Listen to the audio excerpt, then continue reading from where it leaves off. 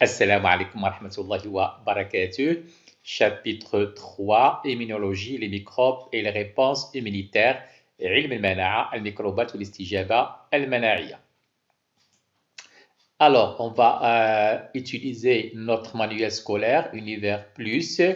Donc, on va prendre la page 116, c'est la séquence 2. Effectivement, notre séquence 2, il parle des micro-organismes pathogènes, une menace pour l'organisme. إذا المقطع 2 المتعديات المجارية المسببة للأمراض التي تهدد الجسم. Je pose mon problème, les micro-organismes pathogènes trouvent dans le milieu intérieur de l'organisme les meilleures conditions de leur prolifération. فعلا المتعديات المجارية الممرضة تجد في الوسط الداخلي للجسم جميع الظروف الملائمة التي تسمح لها بالتكاثر. إذا التساؤل المطروح في هذه الحالة, le problème qu'on va poser, comment se réalise cette prolifération, كيف يتم تكاثر هذه المتعديات المجارية الممرضة, d'où vient le danger des micro-organismes pathogènes, وبطبيعة الحال كيف تشكل هذه المتعديات المجهرية خطرا على الجسم. بالنسبة les objectifs à atteindre, on a deux objectifs. Le premier, mettre en évidence l'effet des micro-organismes pathogènes sur notre organisme. Le deuxième, distinguer entre la multiplication des bactéries et celle des virus. Le travail qu'on doit réaliser au cours de notre leçon d'aujourd'hui, 1, à partir des documents proposés 1 et 2, on doit relever les propriétés des bactéries pathogènes qui montrent que ces parasites constituent une menace pour la santé de l'homme.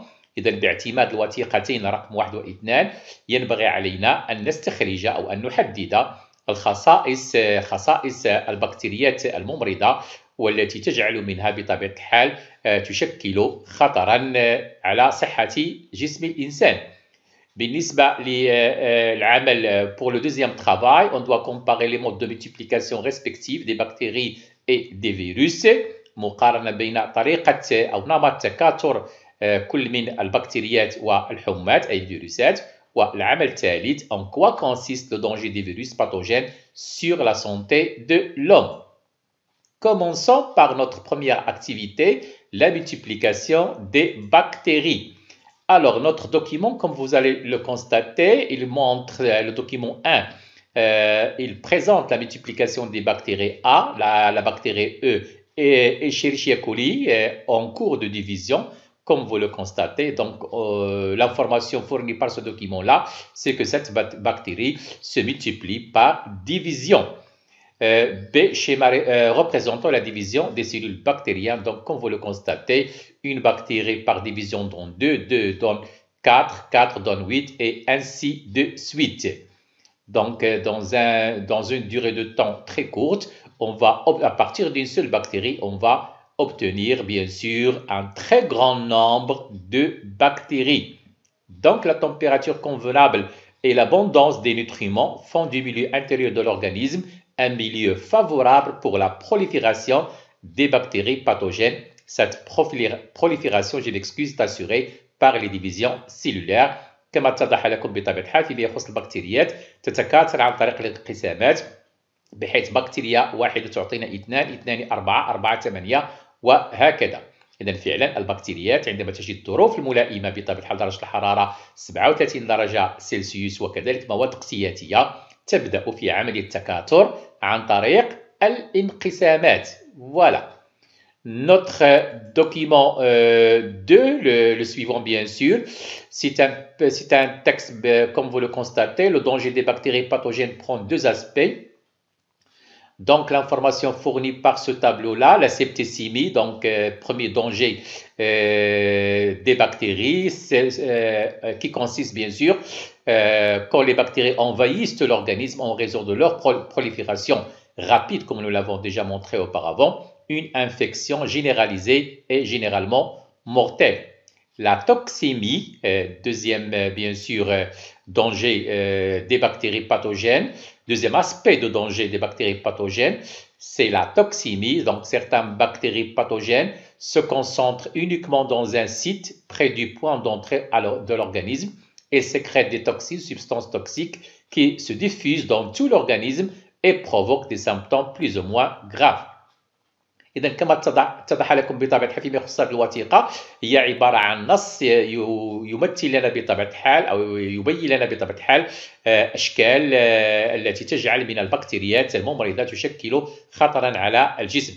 إذا هناك بطبيعة الحال تعفن الجسم كما نلاحظ عندما تتسرب البكتيريا داخل الجسم وتنتشر في مجموع الجسم نتيجة تكاثرها بطبيعة الحال، هنا بطبيعة الحال هذا يشكل خطرا على الجسم.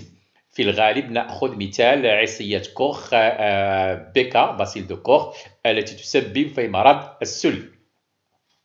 بالنسبة للدوزيام اسبي كما تلاحظون معي تسمم الدم، في هذه الحالة هذا النوع من البكتيريات والتي هي التي نعتبرها بكتيريات لا هوائية تبقى مستقرة في نقطة الجرح لكنها تفرز السمين الذي يمر إلى الدم بطبيعة الحال ونجده في مجموع الدم بطبيعة الحال، ويسبب هذا السمين بطبيعة الحال مادة سامة تسبب لنا بطبيعة الحال أعراض أعراض قد تكون خطيرة أو خطورتها تختلف حسب الحالات. أتابع. Donc, le document précédent était la suite du document 1. Donc, on passe à notre document 1 qui présente, comme vous le constatez, deux graphiques. A. Multiplication des bactéries dans un milieu de culture, milieu contenant des nutriments dans une température convenable. B. La vitesse de multiplication d'une bactérie pathogène en fonction de la température du milieu de culture. Donc, comme vous le constatez, l'axe horizontal, le temps en heure, l'axe vertical, c'est le nombre, bien sûr, ou plutôt la concentration des bactéries en milliards par millilitre. Donc, comme vous le constatez, on voit très bien que le nombre des bactéries augmente de façon, bien sûr, très importante. Pendant 12 heures, après 12 heures, on voit très bien que le nombre des bactéries atteint 1,7 milliard par millilitre. C'est c'est un nombre, bien sûr, très important, ce qui, bien sûr, représente un danger pour notre corps. On constate qu'il y a diminution de la quantité ou de la concentration des bactéries, bien sûr. Ceci, on peut l'expliquer par le fait que ces bactéries ne retrouvent plus, bien sûr, les conditions favorables. Généralement, il s'agit là d'une culture dans un milieu non renouvelable. Bien sûr, une fois les nutriments, bien sûr, qu'on a fournis à notre culture sont utilisés, bien sûr, par les bactéries. Donc, leur croissance, leur multiplication s'arrête et on assiste à une chute de leur nombre. Pour le document B, nous avons l'axe vertical, la vitesse de multiplication, l'axe horizontal, la température. On voit très bien que la vitesse de multiplication, elle est très importante, bien sûr, quand la température est de 37 degrés Celsius, ce qui montre bien que 37 degrés Celsius, c'est la température idéale pour, bien sûr, la multiplication maximale des bactéries. كما اتضح لكم بطبيعة الحال فيما يخص المبيال الأول يبين لنا على أن البكتيريا تتكاثر بشكل سريع جدا بحيث في ظرف 12 ساعة تجاوز عددها بطبيعة الحال 1.7 مليار في كل 1 مليلتر. نلاحظ على أن المنحنى بدأ نلاحظ أنه أصبح تنازلي بعد 12 ساعة. نفسر ذلك بأن الوسط الزرع الذي قمنا بطبيعة الحال بوضع البكتيريات فيه بطبيعة الحال كان وسط زرع غير متجدد، عندما فاد بطبيعة الحال المحلول المقيت الذي وفرناه في وسط الزرع، في هذه الحالة تتوقف البكتيريات عن التكاثر ويبدأ عددها في التنازل. أعيد، وسط الزرع في هذه الحالة وسط زرع غير متجدد. لو كنا على رأس كل مثلا 10 ساعات نضيف مواد اقتياتية أخرى، في هذه الحالة المنحنى سيظل تصاعديا إلى لا نهاية. أما فيما يخص المبيان الثاني فيبين لنا على أن سرعة تكاثر أو انقسامات البكتيريا تكون قصوى في درجة الحرارة 37 درجة سلسيوس، إذن وهي درجة الحرارة المثالية بطبيعة الحال لتكاثر البكتيريات. 0 درجة تقريبا تتوقف عن التكاثر، وأكثر من 40 درجة نلاحظ أنها تتوقف عن التكاثر أو كتكون سرعة التكاثر منعدمة. نتابع. فوالا، إذا حصلنا على مجموعة من المعلومات من الوثيقتين الأولى والثانية. هذه المعلومات بطبيعة الحال ستمكن الإجابة على التساؤلات التي طرحناها في البداية. إذا notre document bien sûr 2, il s'agit bien sûr des documents, mes documents de cours, comme vous le constatez. Donc, on a déjà parlé de ceci. Donc, les bactéries se multiplient par division, comme nous l'avons constaté. Donc, pendant 20 minutes, il y a une première division, deuxième division, troisième division, etc. Notre, bien sûr, document suivant, on en a déjà parlé, bien sûr, que la courbe elle est croissante, ce qui montre bien sûr que la multiplication des bactéries est très importante. Oui, on en a déjà parlé. Voilà. Effet pathogène de certains microbes. Voilà. On continue. Donc, la réponse à la première question qui a été le travail demandé à, bien sûr, qu'on doit réaliser. À partir de documents 1 et 2, relever les propriétés des bactéries pathogènes qui montrent que ces parasites constituent une menace pour la santé de l'homme. On en a déjà parlé, donc effectivement, constitue un danger pour la santé de l'homme, vu les propriétés suivantes. Le milieu intérieur avec les nutriments qu'il contient et sa température 37 degrés Celsius est un milieu optimal pour la vie et la multiplication des bactéries. Et deuxièmement, prolifération rapide par division cellulaire dans les liquides de l'organisme, septicémie et toxémie, envahissement de l'organisme et sécrétion des toxines. إذا كما لاحظتم بذلك بطبيعة الحال الخصائص التي تجعل من البكتيريات الممرضة تشكل خطرا على جسم الإنسان، وهي أنها تتكاثر بشكل سريع عن طريق الانقسامات. ثانيا أنها تفرز السمين بطبيعة الحال الذي كما أشرنا سابقا يشكل خطرا على الجسم. فيما يخص إفراز السمين نأخذ كمثال بشكل كبير بطبيعة الحال مثال بطبيعة الحال عصيات الكزاز les bacilles tétaniques التي تفرز سمين الكزاز, la toxine tétanique. On continue, donc on passe maintenant à notre activité 2, les virus des parasites intracellulaires. Effectivement, document 3, nous avons l'image 1, c'est une image bien sûr, comme vous le constatez, des virus Ebola à la surface d'une cellule infectée. Et l'image B, comme vous le constatez, des virus de la grippe s'échappant d'une cellule infectée par bourgeonnement, comme on l'appelle. Voilà. Donc, les informations qu'on peut obtenir en étudiant ce document-là, c'est que bien sûr, les virus ils attaquent les cellules, comme le montre l'image 1. Et bien sûr, l'image 2 montre bien que cette cellule infectée, il va à l'intérieur de la cellule infectée, bien sûr, il y aura multiplication de ces virus. Et bien sûr, ils vont quitter cette cellule-là infectée par bourgeonnement, comme le montre l'image B.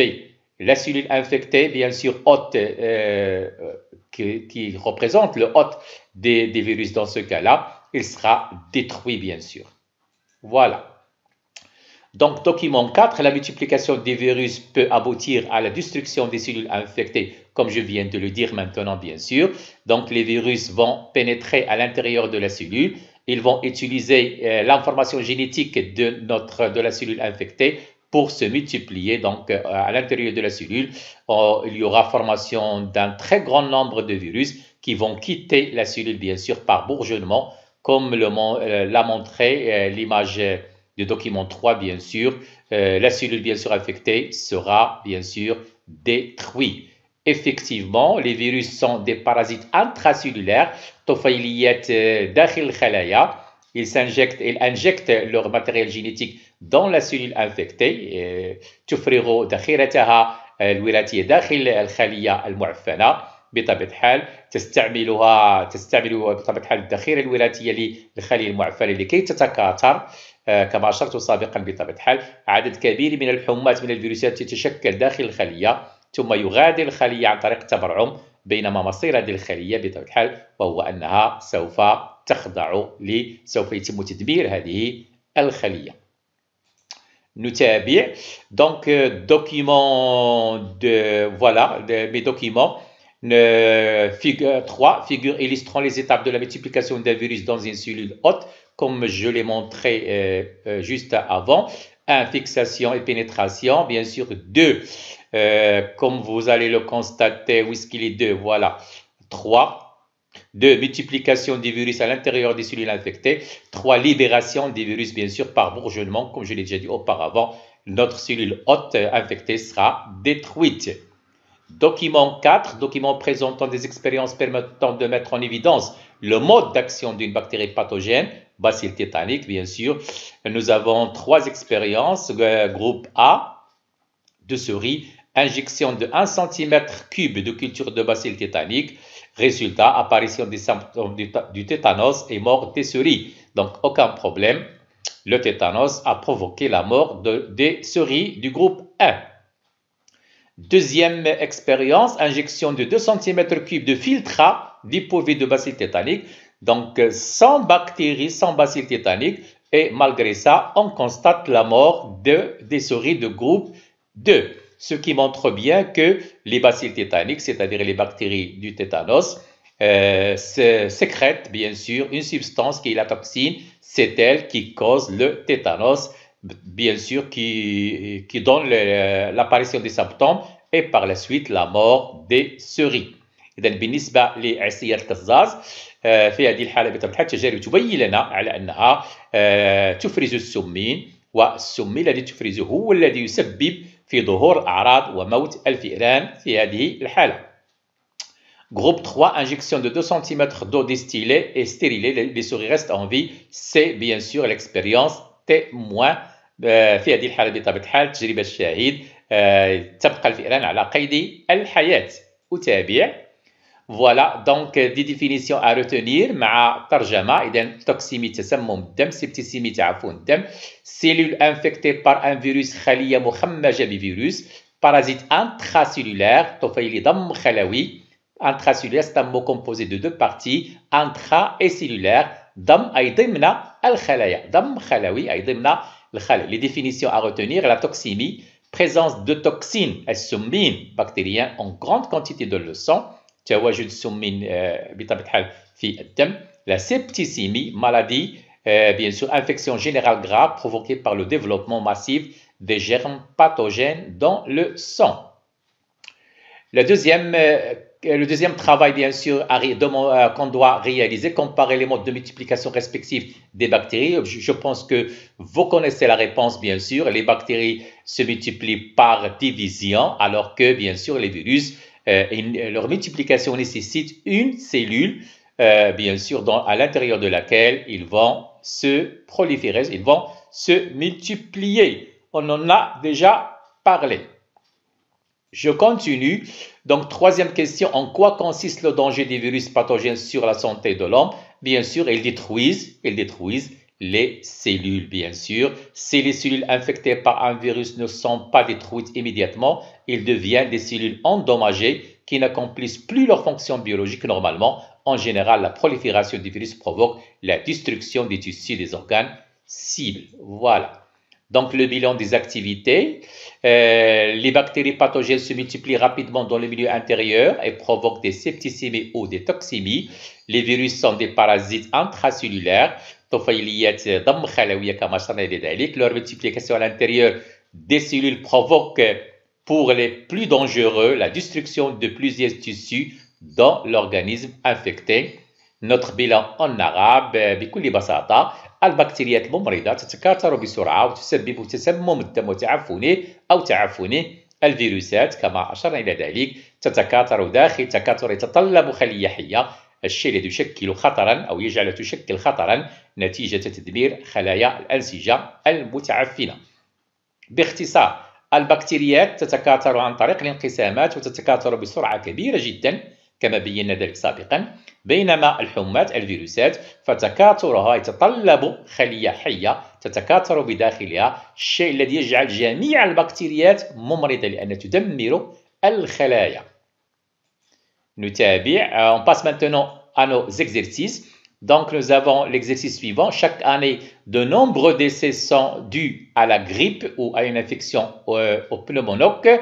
Ces deux micro-organismes ont beaucoup de points communs et se reproduisent en hiver, se transmettent par des gouttelettes infectées, éternuement, tout, par la salive ou les sécrétions respiratoires. Leurs cibles privilégiées sont les enfants en bas âge, les personnes âgées et les personnes affaiblies qui sont atteintes de maladies chroniques, comme le cas bien sûr du Covid-19. Le virus responsable de la grippe, nommé myxovirus influenza, se multiplie dans les voies respiratoires supérieures, alors que la bactérie pneumocoque, nommée Streptococcus pneumonia, se multiplie dans les poumons. C'est comme le cas du Covid-19. Elle attaque les poumons, surtout les poumons, dans les poumons, mais aussi le système nerveux et le sang. Le virus de la grippe se soigne avec du temps et du repos. Le pneumocoque est soigné grâce aux antibiotiques. Voilà. Donc la question, à partir du texte, construire un tableau comparatif des deux micro-organismes responsables de l'infection virale et bactérienne.